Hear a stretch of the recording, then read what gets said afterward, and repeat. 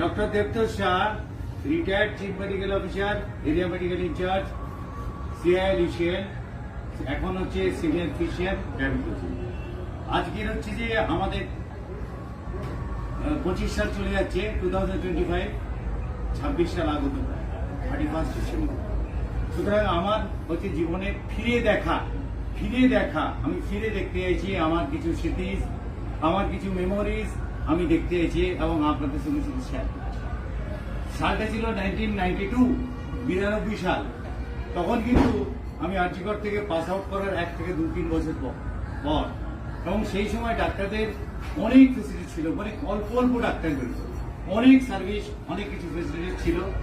এবং তখন আমি কিন্তু দুটো সার্ভিস পেয়েছিলাম, একটা হচ্ছে বিএসএফ অ্যাজ এ কমান্ড্যান্ট এবং আর একটা সার্ভিস পেয়েছিলাম কোল ইন্ডাস্ট্রি। বিএসএফ কাশ্মীরে পোস্টিং ছিল, তো সেক্ষেত্রে আমাকে কি করতে হলো, আমার ফ্যামিলি থেকে অনেক অবজেকশন এলো যে কাশ্মীরে পোস্টিংটা এখন মনে হয় ঠিক হবে না।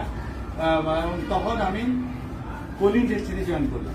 আমার জয়েনিং ছিল এমসিএল উড়িষ্যা, এবং এমসিএল উড়িষ্যায় আমি যে জয়েন করলাম, আপনি ভাবছেন যে ডাক্তারের জয়েন মানে সোনার যে স্পুন নিয়ে মানে এ করছে, সেটা কিন্তু ঠিক নয়। এমসিএল উড়িষ্যায় জয়েন করেছি আমি 1992। ওখানে জয়েন করার পরে আমার কিন্তু একটা ল্যাঙ্গুয়েজ বেরিয়ার এসেছিল, উড়িয়া ল্যাঙ্গুয়েজ। আমি তো বাঙালি ডাক্তার ছিলাম, তো ওটা ডেফিনেটলি আমি খুব ইজি সলভ হয়েছিল।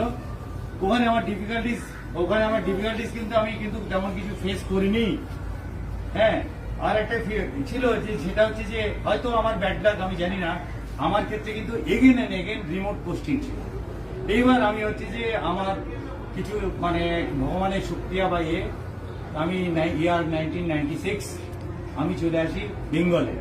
96 সালে আমি চলে এলাম ইস্টার্ন কোলফিল্ড। এখানে কিন্তু আমার আবার দেখা গেল যে আমার সেই রিমোট পোস্টিং। তো ন্যাচারালি হয়তো আমার কোনো সেরকম গডফাদার বা কেউ কিছু ছিল না, বা কেউ হয়তো জানি না রিমোট পোস্টিং। এখানে ইসিএল এ দীর্ঘদিন আমি সার্ভিস করেছি। অবশ্যই আমি সিএমও পোস্ট দিয়ে এরিয়া মেডিকেল ইনচার্জ হিসেবে রিটায়ার করেছি। কিন্তু এখানে যে ডিফিকাল্টিস গুলো আমার জীবনে অনেক পীড়া দিয়েছে, সেটা হয়তো আজকে একটুখানি ইয়ার এন্ড আমি আপনাদের সঙ্গে শেয়ার করতে চাই। যেমন 96 এর পরে 99, 2000 সেই সময় দেখা গেল যে ছেলের যে স্কুলিং, সেটা কিন্তু খুব ভেরি ডিফিকাল্টিস। হয়তো স্কুল বাস বা দেওয়ার কথা ছিল, ওরা দেয়নি। তার জন্য ওকে অনেক কষ্ট করতে হয়েছে। দেখা গেল যে 3-4 কিলোমিটার ওই ডিফিকাল্ট লোন রোড, ও হেঁটে গিয়ে বাস ধরতো। ওটা থেকে গিরমিট থেকে ও গিয়ে মানে শ্রীপুরের বাস ধরতো, আসতো।